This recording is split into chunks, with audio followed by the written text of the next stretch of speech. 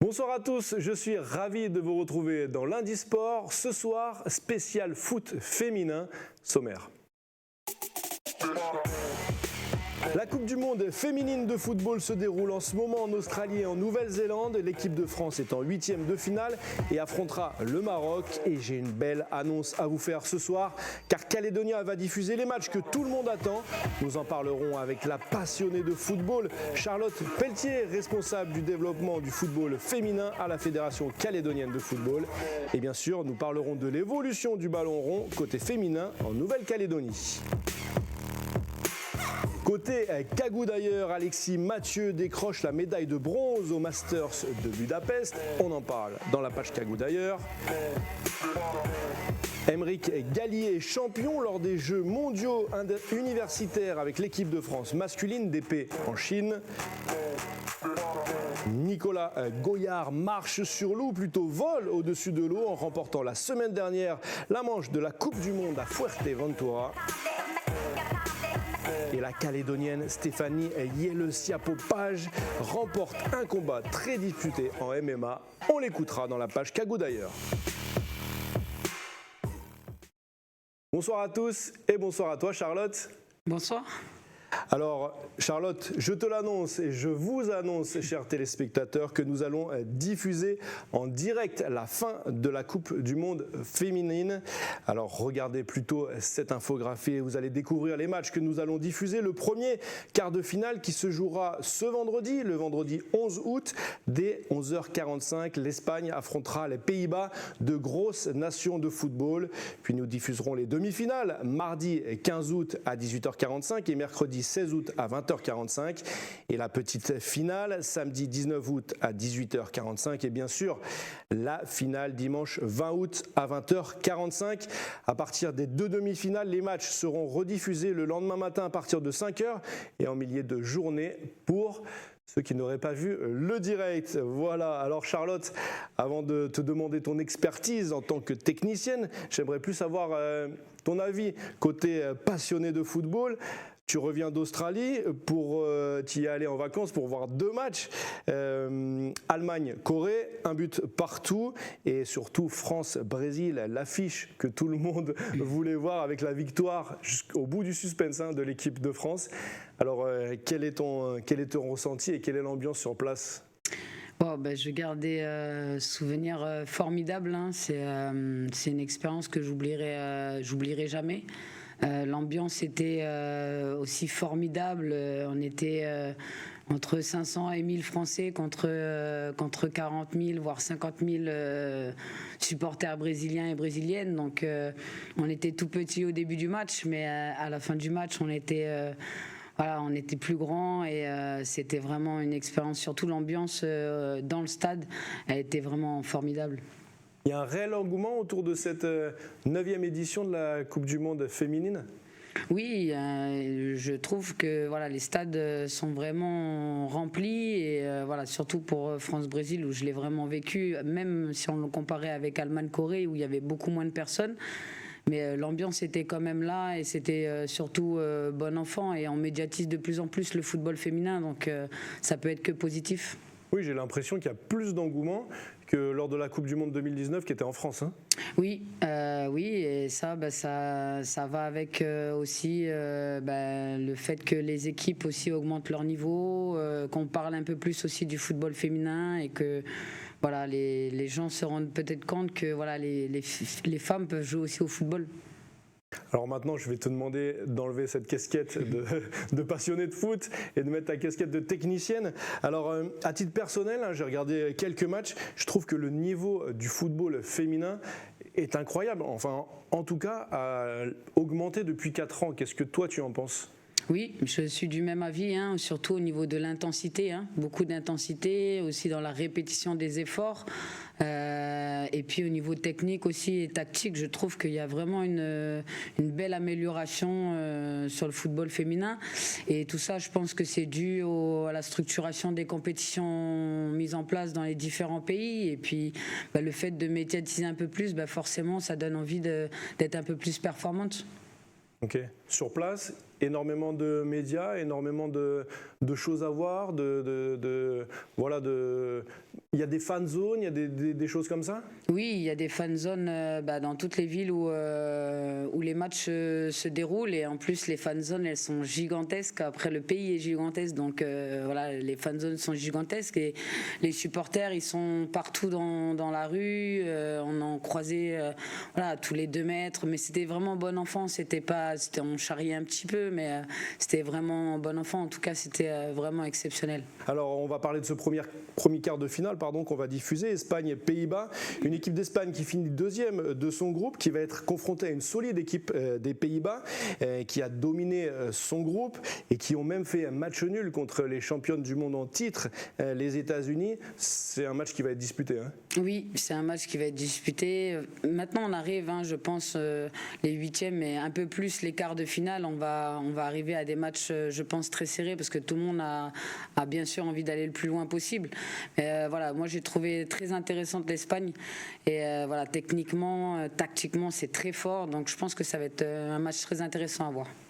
Ok, un petit mot du parcours des Bleus. Les Bleus qui affrontent le Maroc, une équipe surprise en huitième de finale, ce sera demain soir. Les Bleus qui terminent première également de leur groupe devant la Jamaïque. Contre les Jamaïcaines, elles ont fait 0-0, les Bleus. Ton avis de technicienne, quel est ton pronostic pour ce huitième de finale France-Maroc? Pour moi, 3-1 pour la France. Ah oui, carrément.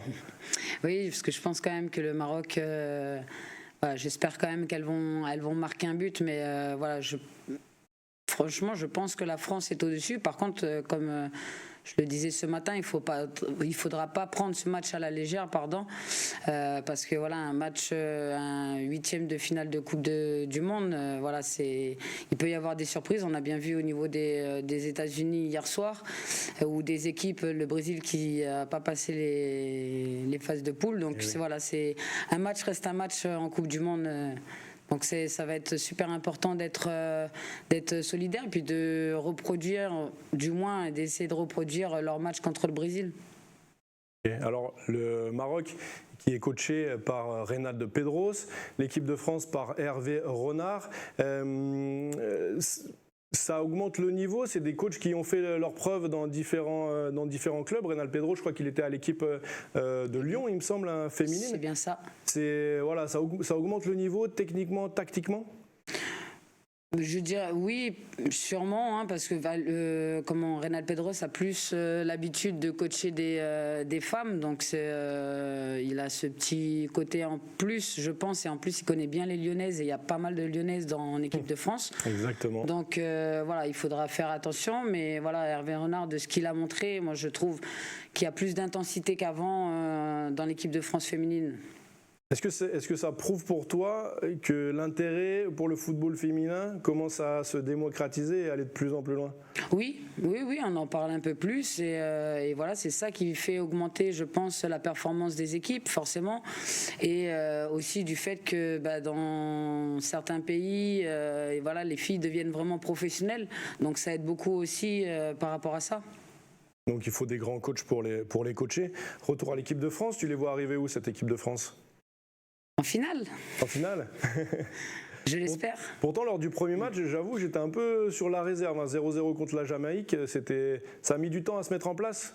Oui, mais après, si on prend l'exemple chez les garçons, l'Argentine a gagné la Coupe du Monde et pourtant ils ont perdu leur premier match de poule. Donc voilà, une Coupe du Monde, ça reste une Coupe du Monde, et voilà, je pense qu'elles sont, après le match contre le Brésil, elles sont vraiment rentrées dans cette compétition, et je pense qu'elle a les atouts pour, parce qu'on voit qu'au niveau technique, c'est très propre, et voilà, au niveau de l'intensité aussi, des filles comme Selma Bacha ou même Karchaoui, elles font des répétitions d'efforts, Enfin, en vrai, quand on est dans le stade, c'est énorme à voir.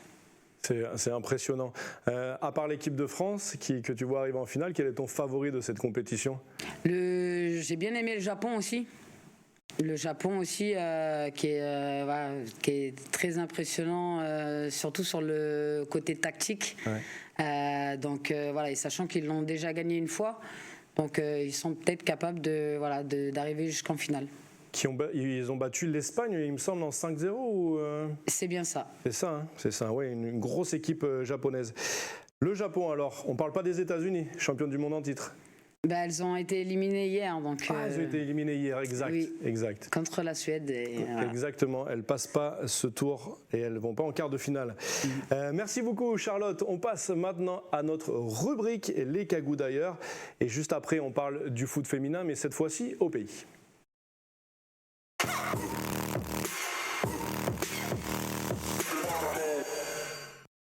Judo pour commencer cette page Cagou d'ailleurs. Alexis Mathieu chez les moins de 90 kg a remporté le bronze au Masters mondial hier à Budapest. Seule médaille pour l'équipe de France masculine dans cette deuxième compétition la plus importante de l'année après les mondiaux. Le Calédonien de 23 ans, 13e mondial, marque à nouveau des points en vue d'une sélection aux Jeux Olympiques.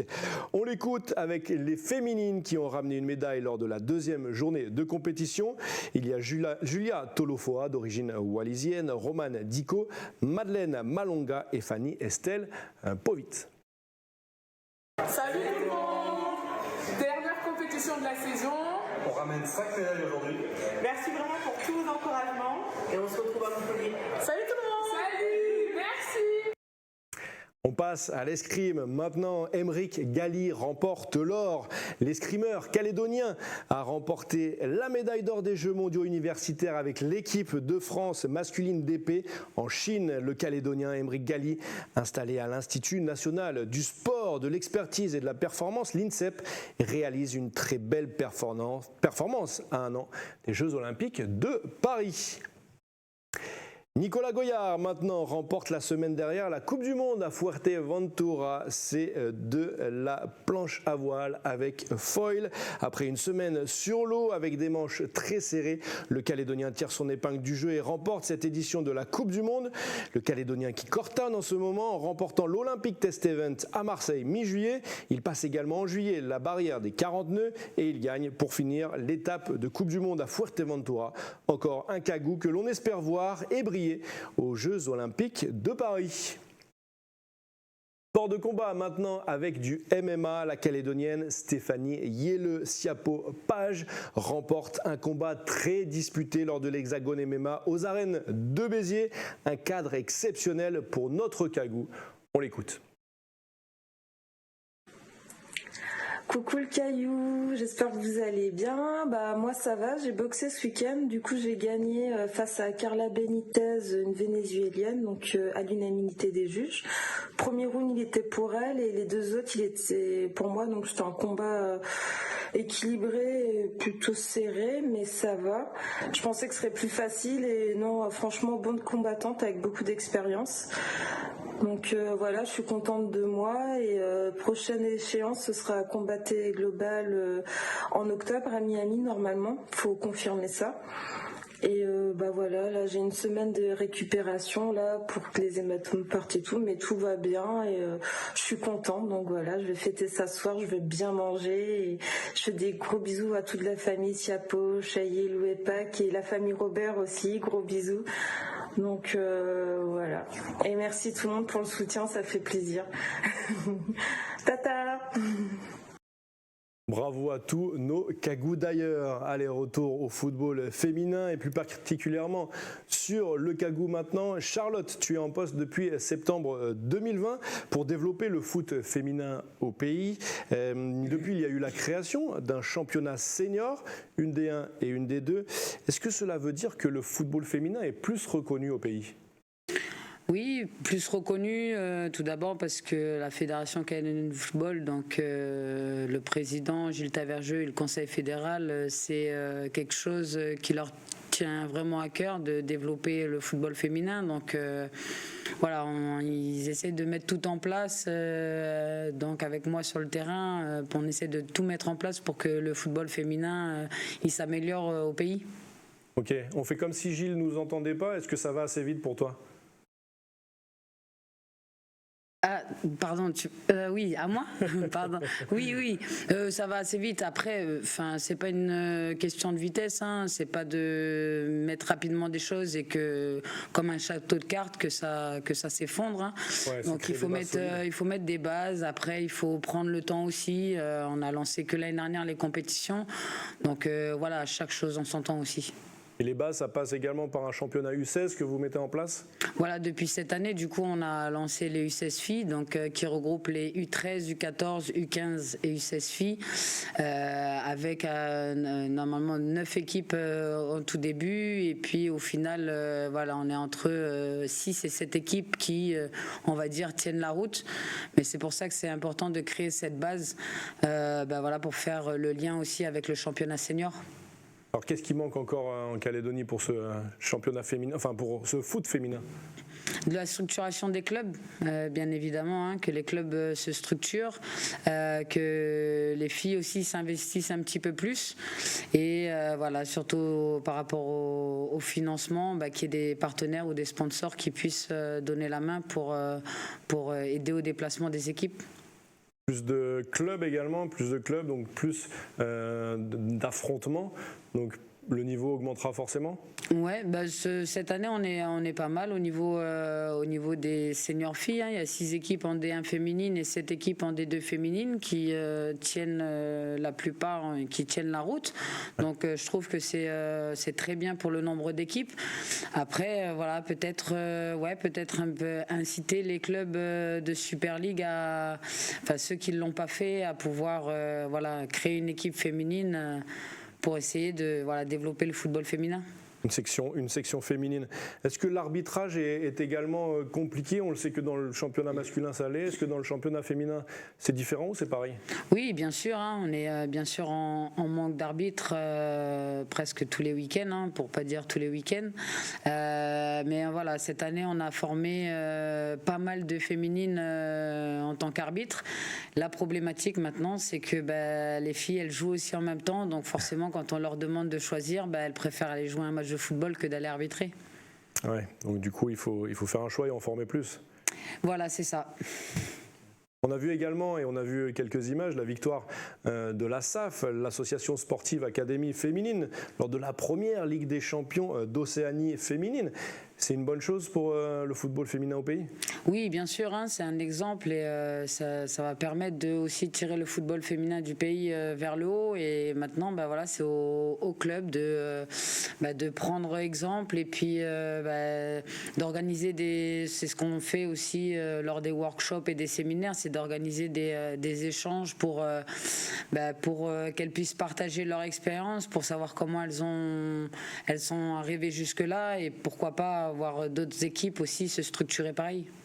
Ok. Il y a également, tu l'as évoqué rapidement, le problème des partenaires qui se tournent encore plus vers le football masculin. Comment faire pour attirer plus de monde? C'est en structurant les choses, en mettant, en structurant les championnats, en médiatisant aussi un peu plus les compétitions féminines. Mais comme je disais tout à l'heure, il ne faut pas aller trop vite non plus pour pas que tout s'effondre. Ouais. Mais c'est sûr que les équipes, les clubs sont à la recherche de partenaires et de sponsors. Si vous avez de l'argent à mettre, mettez-le également dans le foot féminin. Tu mets également en place les journées La Belle et le foot 100% féminin. Est-ce que tu peux nous en dire 2 mots? On voit ici les images à Lifou. À Lifou. C'est ça. Donc le premier c'était sur Lifou avec plus de 96 filles présentes et plus de 50% de ces filles-là ne sont pas licenciées dans les clubs. C'est des festivals qui sont mis en place pour les filles entre 6 et 16 ans. Ouais. Donc c'est toute une matinée, toute une après-midi ou voire toute une journée où on organise des ateliers. Là il y a le jeu du morpion, il y avait le jeu du bowling, mais aussi des matchs à effectifs réduits pour essayer d'attirer les non licenciés et essayer de les orienter vers les clubs. Ouais, voilà, le but c'est de passer, de ne pas être licencié dans un club, à faire la démarche d'être licencié et de jouer au ballon, quoi. Voilà, c'est bien ça. Prochaine étape, là c'était Lifou, prochaine c'est Wailou, j'ai vendu la mèche. C'est ça. Le 23 septembre, c'est bien ça, à Wailou. Là, ça regroupera aussi tous les gens du Nord. Donc, on mettra en place aussi des transports parce qu'on sait très bien que c'est une problématique au niveau du transport pour aller jusqu'à Wailou. Donc, on essaiera de mettre au maximum des transports, des bus en place pour que le maximum de filles puissent venir sur Wailou. D'accord, donc retenez bien cette date, les filles, le 23 septembre à Wailou. Comment on fait pour savoir un petit peu au niveau de l'organisation, des bus, tout ça, on appelle la Fédé? Voilà, on appelle la Fédé ou vous pouvez m'appeler directement sur mon numéro de téléphone, il n'y a pas de souci. Et voilà, les informations vont pas tarder à sortir aussi sur la page Facebook de la Fédération canadienne de football. Ok, ça marche. Merci beaucoup, Charlotte. Merci à toi d'être venue partager cet amour du ballon rond côté féminin pour toi. Merci. Merci à vous. T'aimes le ballon rond féminin ou masculin de toute façon. C'est ça. Merci beaucoup. Et vous, chers téléspectateurs, retenez bien, on va revoir cette infographie. Le premier quart de finale que l'on diffusera en direct sur Calédonia ce vendredi 11 août à partir de 11h45. L'Espagne affrontera les Pays-Bas, deux grosses nations de football. Puis nous diffuserons les demi-finales, prise d'antenne mardi 15 août à 18h45 et mercredi 16 août à 20h45. La petite finale, ce sera pour la médaille de bronze, ce sera samedi le 19 août à 18h45 et la finale dimanche 20 août 20h45. Des matchs qui seront également rediffusés le lendemain matin et le lendemain dans la journée. Voilà, si vous aimez le ballon rond, vous allez être servi sur Calédonia. N'hésitez pas à vous rendre sur le site pour revoir cette émission. Je vous dis, comme d'habitude, pas à la semaine prochaine, parce que ce sera le 14 août, mais à la semaine d'après. Tata tout le monde.